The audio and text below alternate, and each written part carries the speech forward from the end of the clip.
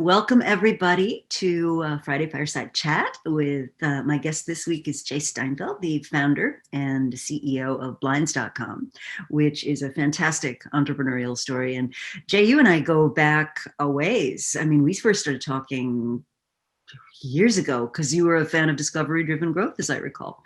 Absolutely. Came and found me and, and so forth. But what I thought we'd start with is, the story, like how did blinds.com come to be this thing? Well, I wish I could say that it was something that I planned with a great business case and a business plan, but I just sort of lucked into it because I had my own store that my wife started called Laura's Draperies. So I was a shop-at-home decorator. Before that, a CPA with a Big 8 accounting firm. Oh, wow. Yeah. That sounds exciting. Yeah, absolutely. I really hated it. But it was a means to an end. I knew I always wanted to go into business. And in high school, I interviewed a lot of people who were successful in business. And I asked them, what should I do? What should I study in college? And almost everyone said, you need a financial background to be good at business. So I studied accounting, hated the accounting, worked for a Big 8 accounting firm, KPMG, and then went out on my own. But my wife started Laura's Draperies. Her name's Naomi, was Naomi. And that was 1987, a long time ago. In 1993, I heard about the information superhighway, the World Wide Web. And I didn't know what email was. I didn't know anything. There was no broadband. And just for $1,500. I mean, if you cast your mind back to those days, like many people listening won't remember this, but the way you got on the internet, remember that? It was, It's right. All the squeaks and it took about a minute at least for your computer to boot up to be able to get onto the internet. That's right. This was really early. So for $1,500, started a Laura's.com website, and it had no commerce on it at all. All it was a brochure because I thought it would look cool. And it was $1,500. So, what the hell? And then the next year, a company started selling books online, Amazon, in 1994. And I thought, man, you could sell stuff online? Maybe I can sell blinds, which everybody thought was the dumbest idea. You have to measure your blinds yourself. You have to install them yourself. You can't see them. You can't touch them. Who is going to do that? Nobody's going to do it. Most of the manufacturers wouldn't even sell to me because they thought it was too idiotic. And look, for $3,000, and that's all the money I've ever put into this company, $3,000, I started a website to make buying blinds and shades a no-brainer. And we called it nobrainerblinds.com. I love that. First online selling blinds. So I put right on the website, the world's most popular and trusted online source for blinds. Look, because you were the only one, right? We were the only one. So we were also the world's worst. I love that. We did a lot of things like that to make us blow up and look bigger than we really were. For instance, it was done out of my house on Pine Street, but the name of the address was One Brainer Tower. So No Brainer Blinds at One Brainer Tower in Houston, Texas. So people thought it was a big company. It was me. That was it. So over time. So wait a minute. I want to hear the backstory of how you talked the post office into letting that happen. Because that is interesting. One, right? I didn't ask. I just did it. And because I lived in a small suburb outside of Houston. So the postman. And he said to me, you can't change your address to One Brainer Tower. And I said, I've already done my cards. Here, look, here's my cards. And showed him that. He goes, okay, fine. So, and that was the time when mail really mattered because most people did not want to use a credit card because they were afraid of using credit cards online. In fact, there was some question as to whether even credit cards were a valid transaction, and banks weren't even necessarily allowing credit cards at that time. That's how early this was. But so people would write checks to No Brainer Blinds, One Brainer Tower. And I still think it's funny. I still think it's funny. I get amused to think about it. It was named after, the idea occurred to me after an NPR radio show called Car Talk. And in Car Talk, they have this thing called Puzzler Tower. So Puzzler Tower, One Brainer Tower. So I did that. And over time, after 5 years, I was doing about $1.5 million. And I had 2 people at that time helping out, answering the phones, because before they would call into my Laura's Drapery showroom, and the showroom manager, and I'd have like 2 employees, would say, all of our customer service representatives are busy. And that was me. And I was in my car driving to appointments. And in my car, I had a 10 key. Remember, I was a CPA, so I could do a 10 key by touch. I had my price manuals, my order pads, and this giant cell phone, giant like brick. And I'd pull off the side of the road. Back in the days of Wall Street, remember? Yes, yes. Show you how like despicably rich this guy was. He was down by the thing with this. I was despicably poor. No. So I'd pull off the side of the road and answer phone calls from my car. And that's what I did for several years. All the calls were from my car. I mean, talking about minimum viable product, MVP. I always call it HVP, hardly viable product. I love that. So that's how it all started. And we started building up.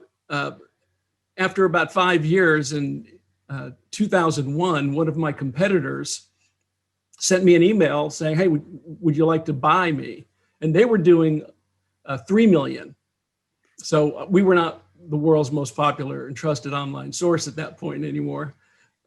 So they were in St. Augustine, Florida, bought them, the first of 4 acquisitions I made along the way.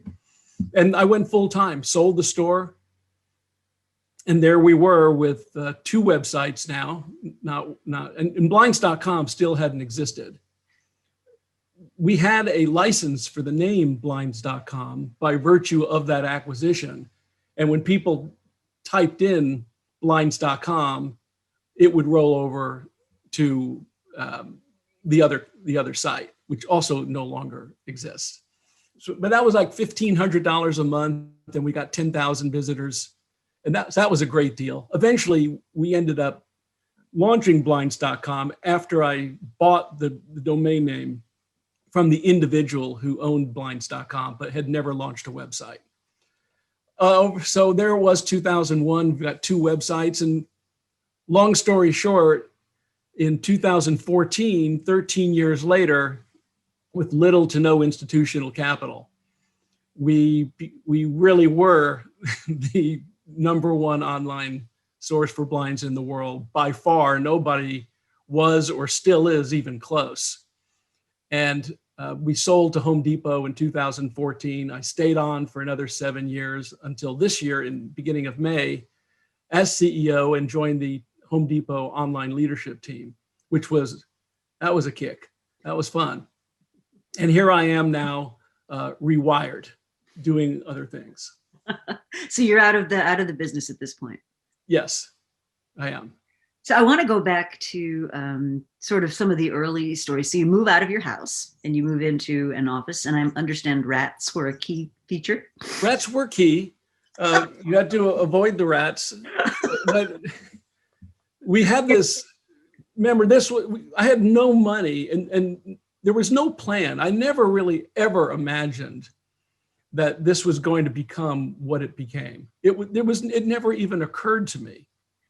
All it was a marketing experiment to try something to increase my business. We had been really attacked by mail order companies, which were the 800 numbers. So they'd say, go have like a Laura's Draperies come out and talk to you, and then call us at a lower price.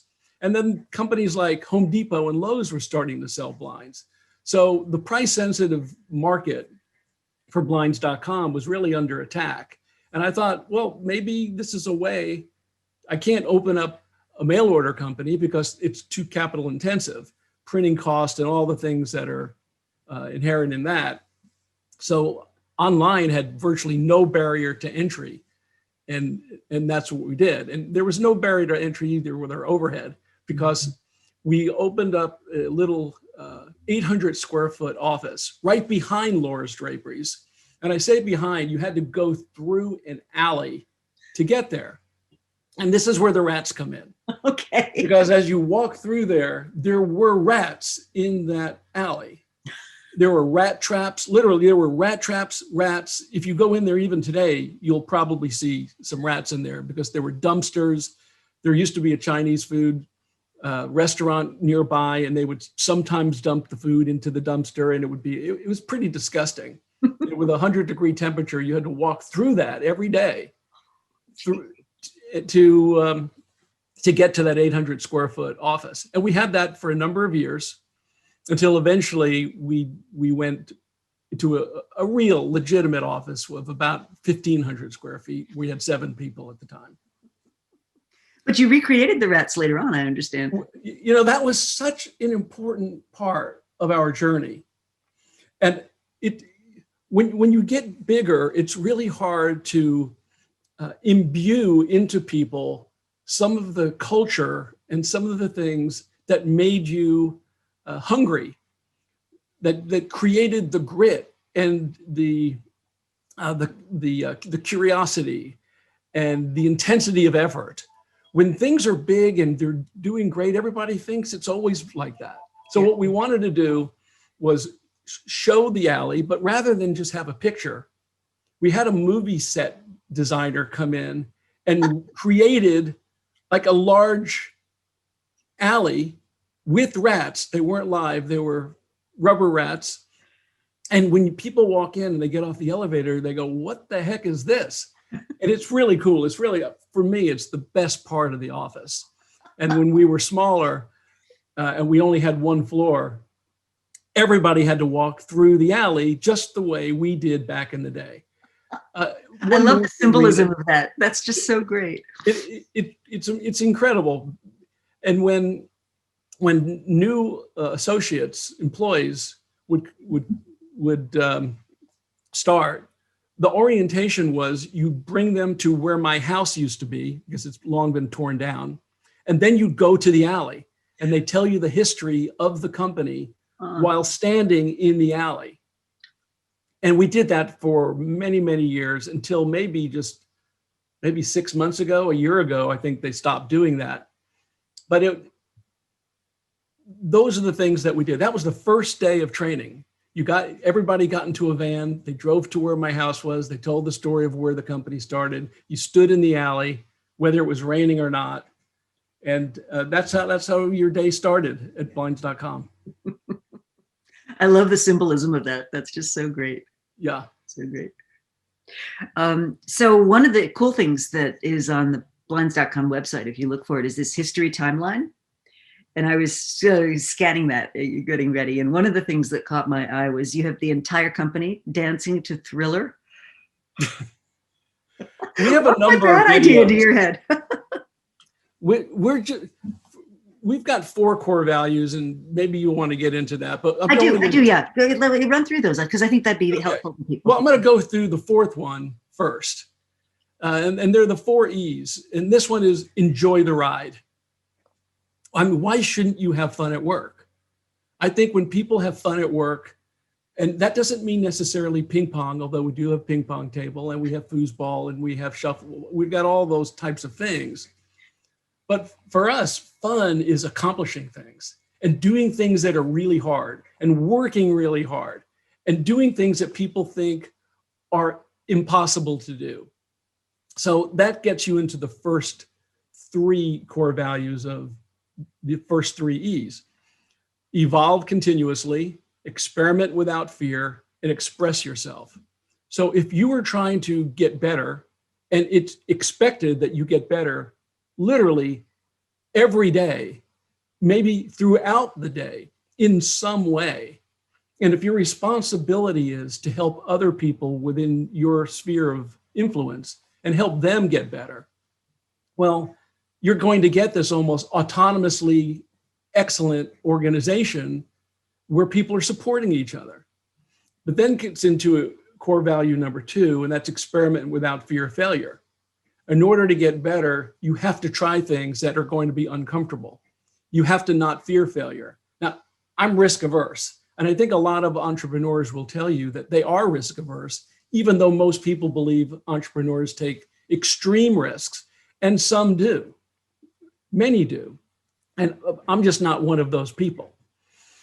So as long as you're willing to try something new with the idea of getting better, and the third E of expressing yourself, and everyone has a voice, so that if things aren't working, they'll speak up and say, this is not working. Or, I know you're the CEO, but could I give you a little input before we enact that thing? Have you thought about this? And I want people to do it because I want to improve. I want to improve myself. I want the company to improve. I want all stakeholders to improve. And when you do that, that's fun. The harder we work, the more we accomplish. We get unintimidated by fear, although we don't like risks. So we take a lot of small risks. It's rapid experimentation, measuring things, and just not being afraid of making these small mistakes and improving incrementally, literally every day, ourselves. And then as a result, the people become better than what they ever believed possible. Because that's what our purpose is to help people become better than what they ever believed possible. And that's not just some slogan. That is truly, if you talk to people, look, that's what those videos are. It's people having fun and expressing themselves. And if they're able to look wacky and nutty and do all these lip dubs, you're saying, yeah, you can do that. And did they ever get my approval to do it? No, they just did it. There's this one, I'll walk 500 miles. They didn't get my approval to do it. They're all dressed up in costumes. It's awesome. It's so cool to see people doing things that you don't have to tell them to do. And when people know they've got a voice and they can accomplish things without asking, within limits, I mean, you can't take within capital constraints, and that's legal and ethical, then it makes your job as a leader so much easier because you don't have to keep coming up with the ideas. You just have to set the environment. And that's what the alley does. That's what those lip dub videos do. It allows people to express themselves as you can be yourself. You don't have to be somebody who you think I want to be. Just speak up. And if you don't speak up and you know that there's something wrong, you're almost lying because you know there's something wrong and you fail to actually tell us about it. Mm. So this is a question I was going to ask, and also Frank Kalberg is asking, which is how do you create that atmosphere of psychological safety? Because, I work with a lot of senior leaders and all of them would say, oh, absolutely, people can bring me, anything. But then like the next meeting, it's don't bring me a problem without a solution, or, oh, well, we don't, no, that's not part of what we're doing. And so whether it's intentional or unintentional, there are many, many ways to shut down conversation. And you seem to have figured out a way around that. And you have a principle called Say Jay. Well, it's not a principle. It's actually, it's what we call our all hands meetings. Okay. And we've been doing them for 12 years. Every week, there were about 15 minutes. It's where we introduce new employees. And I would just tell people what's happening. Jay would say, so we called him Say Jay, and people could ask any question they want. Any question I would answer. So that was a way to give people a voice. And we had 2 different locations, and that was the original reason for it. It wasn't this enlightened view that I had as a CEO about how to get buy-in and things like that. I had 2 offices. I wanted to talk to them at the same time. We used Skype, and that was it. And then it worked into some really great bonding and collaboration because all employees would not just introduce themselves, they would have to either tell a joke, sing a song, or dance as their introduction. And some of them are questionable, but most of them are hilarious and really good. And if you can go out there and do that kind of thing and be safe and get applause no matter what you do, that's like your first week or two on the job. You're out there singing, dancing, or telling a joke. And it worked into people elevating into doing skits, and like the whole training class would do a skit together. And some of it is just so good. You have no idea what these people can do. That's not just about telling people who they are, but it's saying, look who I am as a person. Because we believe that if you can help people become a better person, then results will ensue. And their engagement will be much, much greater. So it's just little things like that. Now, am I perfect about doing that? No, we all have biases. We all react in certain, I'm sure my eyebrow or my roll my eyes or do something like that unconsciously. But generally, my intent is to always allow debate. Now, that also doesn't mean that I won't debate back. And that's something I've had to learn to do better, because when the CEO starts debating you most of the time you get very deferential, most people. And I don't want that. I want them to actually debate the idea with me. And I really, for many years, didn't realize that inherent in the role came this dominance that you can't really avoid, even though I didn't want that.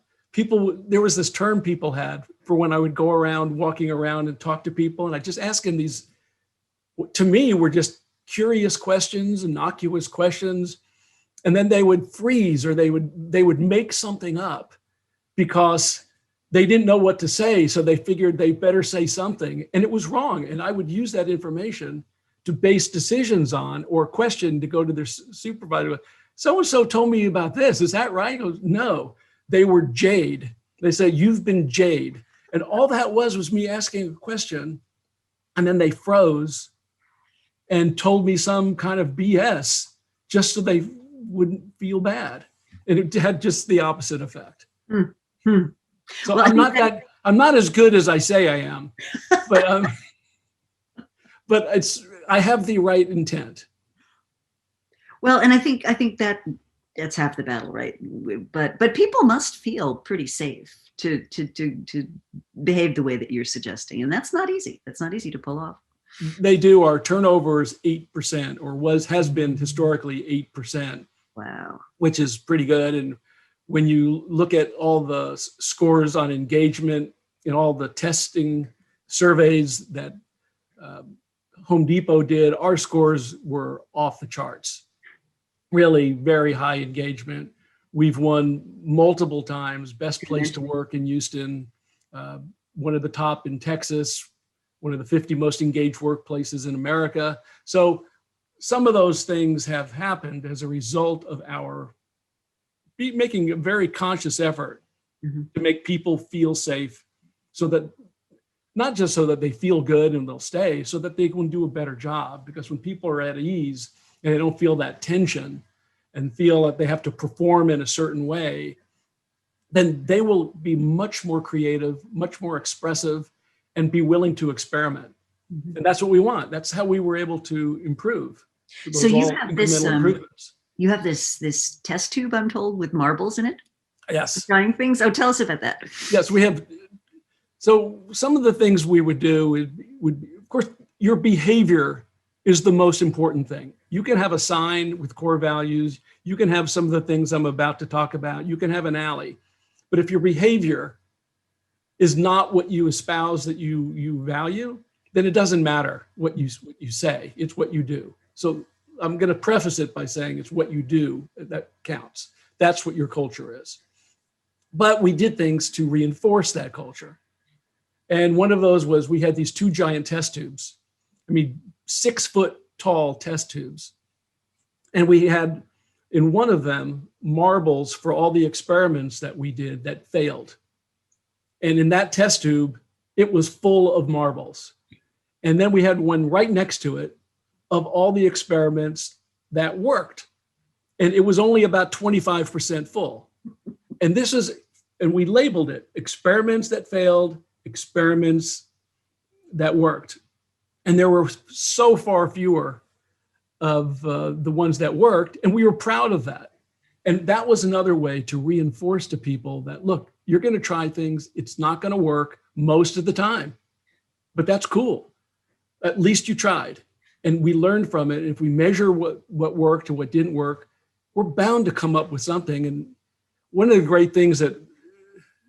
the luxuries that I had, and kind of luck, was I started so early and in a market that didn't get a lot of attention.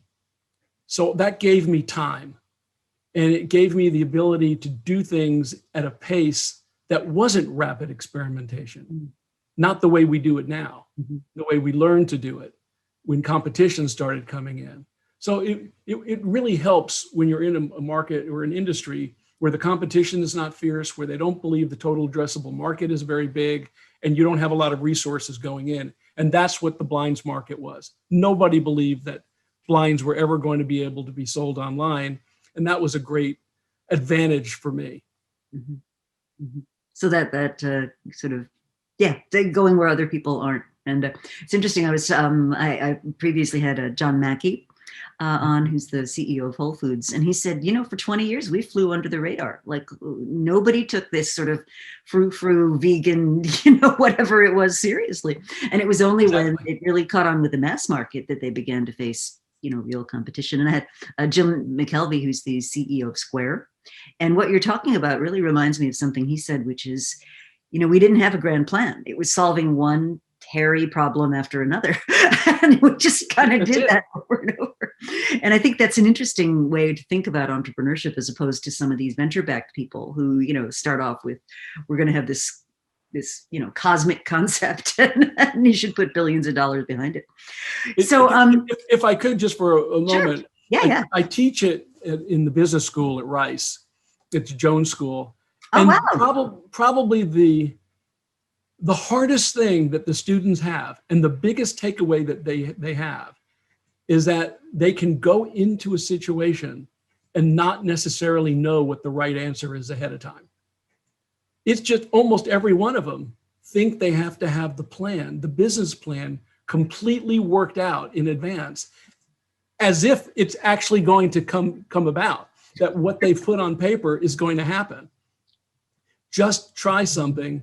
And in the classes that we have, they always have these great visions, and then they chisel them down to having something that's digestible, that they can act on, and they leave the class feeling relieved. And they say, wow, now I feel like I can actually accomplish this. And they accomplish that one thing, and it doesn't require a huge pivot. It just means focus on that one most important thing that you need to do. So that theory of think big and start small works. And you have classes on entrepreneurship? Yeah, it is. So my buddy Tom Kolditz down there. That's right. Yeah, he's the leadership program. He's an amazing. Yeah, he's great. So a couple of questions have come in about things like, clearly you had this idea about the culture you wanted to have pretty much from the beginning. It sounds as though you really started with that in mind. No, you didn't. Okay. No. First of all, and this is not meant to be a humble statement. It's just true. I knew nothing when I started, and which was an advantage, because I could just learn from you, from Discovery Driven Growth and other books. I had no bad habits, because I didn't base it on anything. So I got into a CEO peer group. I did all these things and studied companies that were successful, and thought, well, if Southwest Airlines and Zappos talk about culture, that resonates with me, so I'm going to do that. So that's what I did. I just looked at successful companies. I studied those companies and took things that resonated with me that I could act on, and did that. The Sage idea came from Google, where Bryn and Paige had all hands meeting, and we were visiting there. And I said, well, if Google can do an all hands meeting, with, I don't know, at the time, 15,000, 20,000. We can do an all hands meeting with 20, with 30. Certainly we can do that. So that was the idea. But core values for me, I didn't believe in any of that. I was basically, I was an accountant. Numbers, sell blinds, make a sale. That's it.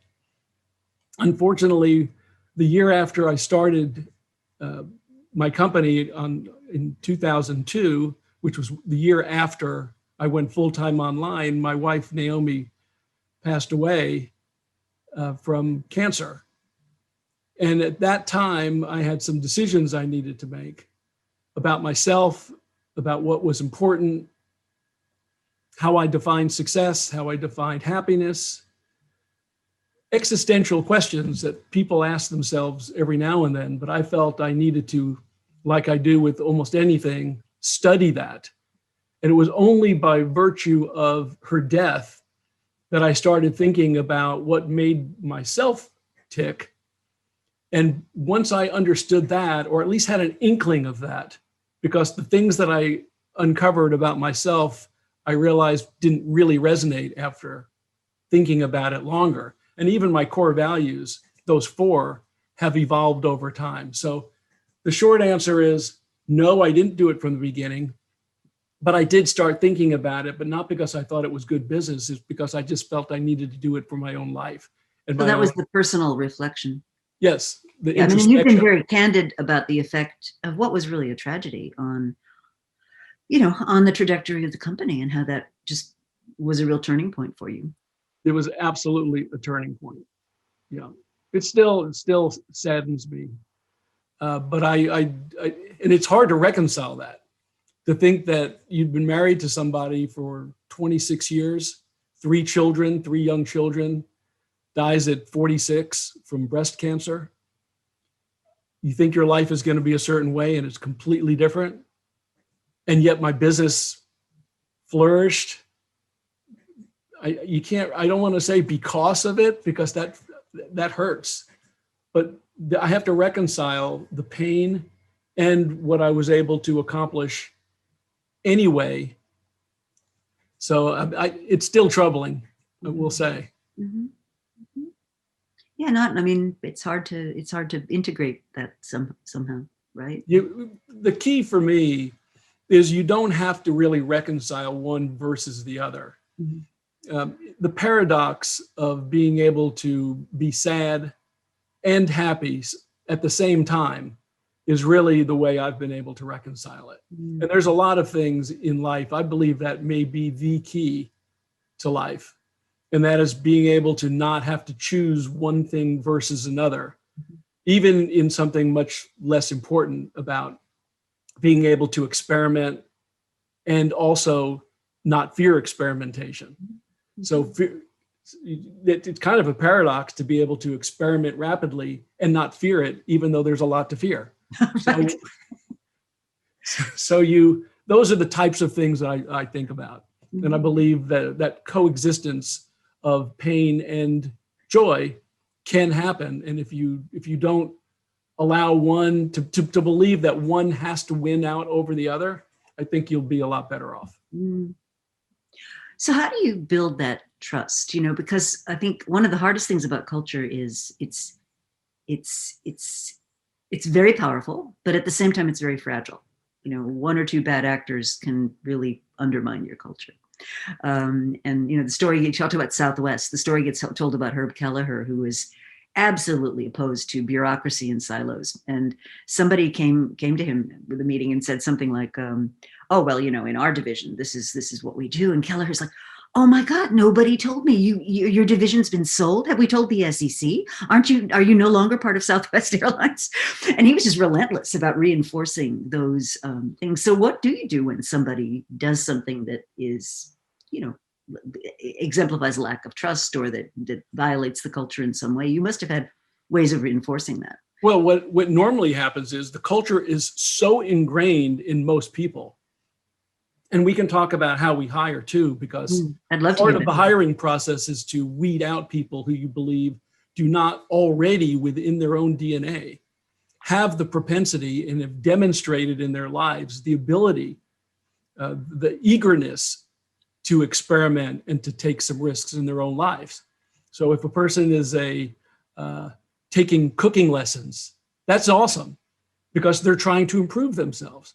If the person is just trying to drive cars or become a pilot or likes to travel to Vietnam with just a backpack, awesome. That's like you're hired because you're willing to take some chances in your life.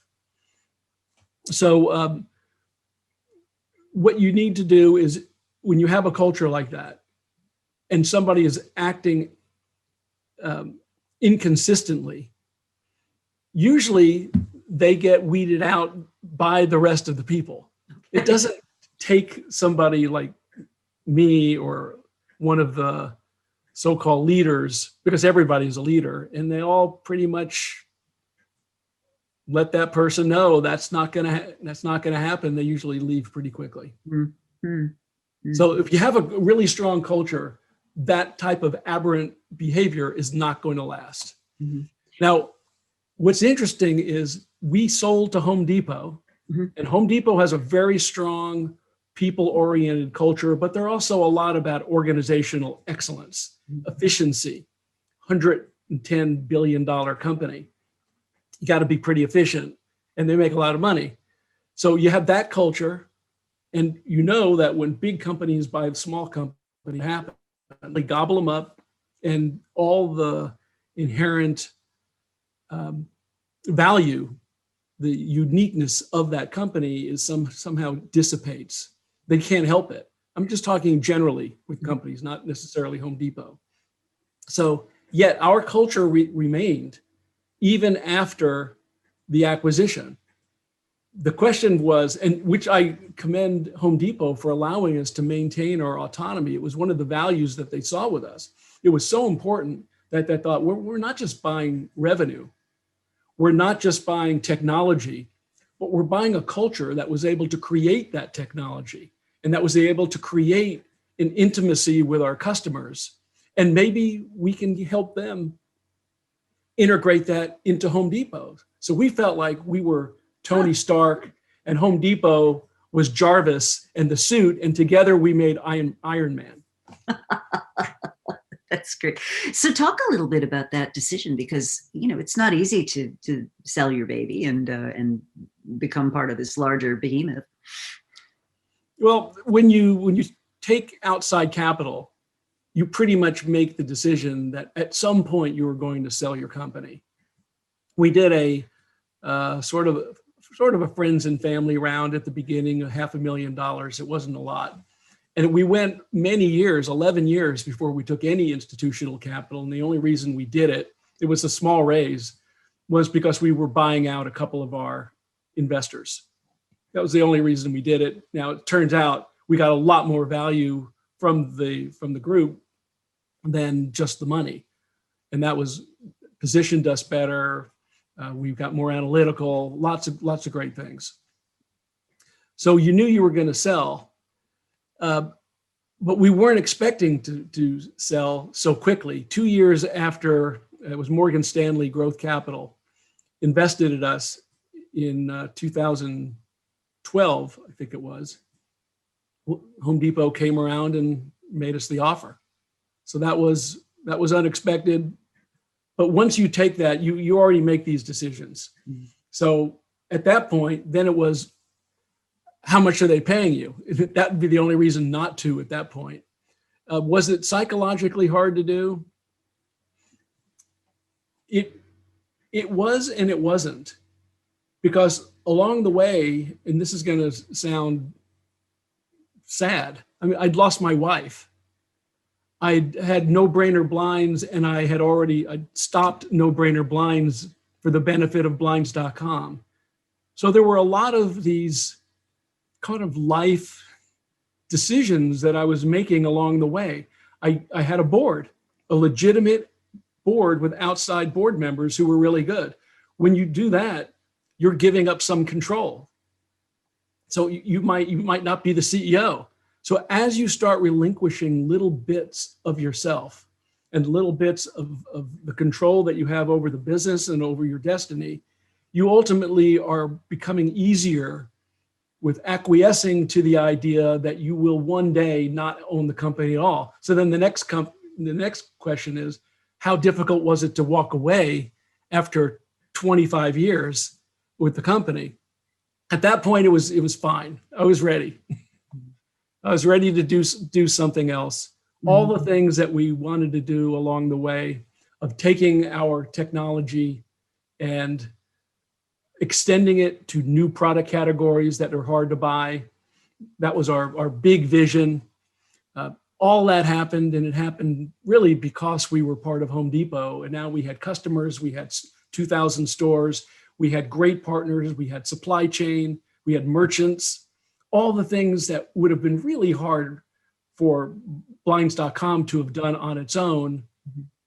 And that vision started 15 years ago. It was way before we'd even thought about Home Depot. When we thought about Home Depot, we thought about them as kicking their butt. That's how we thought about Home Depot. But then we had the same butt. So. So one of the things you talk about a lot is the importance of hobbies and of doing things that you're passionate about outside of work. And I think in one article that I read of yours, you said, on the weekends, I don't obsess about blinds and window frames, that you do a barbershop quartet, you do boxing. Talk a little bit about that, because I think that's it seems to be part of your philosophy about people in general, what they bring to the party that's not just who they are at work. I mean, very clearly you don't see people as poorly performing robots. No, definitely not. We want to have, when we think of D&I, diversity and inclusion, we don't really think about it in terms of race or sex or background. We think mostly about diversity of thought and diversity of opinion. And it just so happened, when you want diverse people, you end up hiring a highly diverse workforce. And we want people that come with varying backgrounds.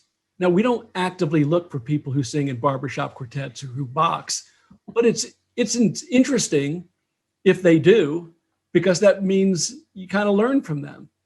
And if my core values truly are to have fun and to evolve, that means whatever I'm doing, I'm going to try to do that. So I took boxing lessons for 14 years, and I was getting better at boxing, at blocking punches and doing counter punches and all the kinds of things you needed to do. And my stamina, in a barbershop quartet, it's actually highly technical. And I've been singing in the same barbershop quartet for over 40 years, actually almost 50 years. Wow. Since 1973, the 40 Acre Four, which started at the University of Texas on 40 acres. So that's the 40 Acre Four. We still sing together. It's same four guys. It's awesome. So it's just to have fun. I'm not passionate about blinds really at all. I mean, you get passionate because you learn about it, and when you know something really well, you have this enthusiasm, but passion, no. I think it's a misnomer when people say, find what you're passionate about, and people then define that passion as the product or service itself. That's fine. If you can find that, that's great. There's absolutely nothing wrong. In fact, it's easier. For me, it was about the passion of helping myself get better and helping everybody around me get better. And the platform of being in business as an entrepreneur gives me that arena to do it. And I not only do that then at work, I do it in my personal life as well. And that's what that means. It's just continuing, no matter what you're doing, is to work to improve. Because it's fun to improve, and it's fun to do things well. Nobody wants to do things poorly, right? Absolutely. Absolutely. So a question that's come in is, what are some suggestions you might make to people who want to start to build communities, whether in their community or at work, or groups that can learn to trust each other, especially if they're in an environment where that isn't where they started? When you say groups, you mean within a company? Yeah. So if you want to, the problem with starting something that has to do with a certain culture that might not exist already is that if the CEO and the leaders of the company don't believe in it, it's going to really be hard to do. It's going to be almost impossible. So, but what you can do is within your own department, within your pod, is to act a certain way and behave a certain way and experiment and try some things and then prove it out that you guys as a group were able to come up with a better way to do it. You then tell the people in the next pod, hey, look, we figured out a better way to do this process. In fact, we've eliminated 2 steps. We can do it now in half the time. And if we had a little technology, we could probably do it in 10% of the time. And you do that, you show it to the person who's the leader of those 2 pods, and make the leader look good. Say, look, we did this. Take the credit, I don't care. And then that's what you do. You start small and you build within your organization some capabilities until people start seeing that it actually does work. Mm-hmm. Because most people who don't believe in it believe that they have to have more of a whip approach and control and highly accountable. Yes, there's accountability for sure. You have to have targets, you have to have objectives, you have to be measured, but you can get there with experimentation. If that is your culture, if that's one of the values you want, it might be about being exceedingly cautious with money or exceedingly precise. And that works with aircraft and that works with medicine.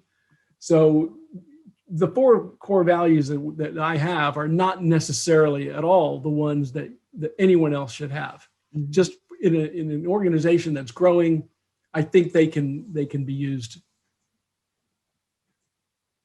Absolutely. So just to reinforce, so it's continuously evolve,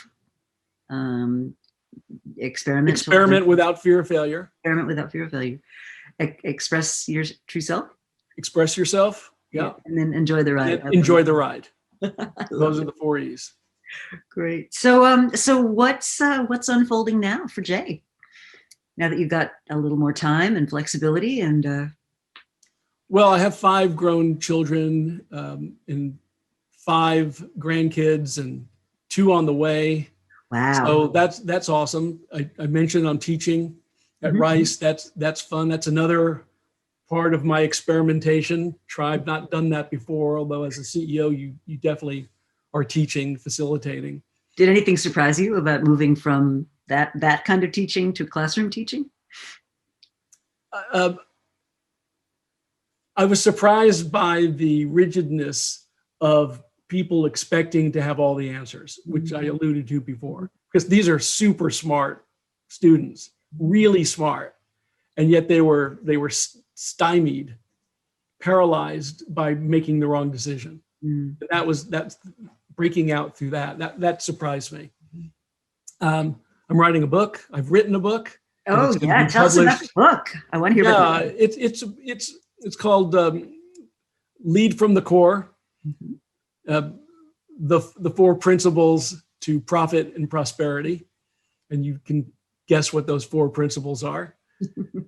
And it's going to be about that HVP journey and all of the little things that we did along the way, the angst, the turning points, the mistakes that we made, lessons that we learned, the integration. There's a lot of, it's very prescriptive, but kind of fun and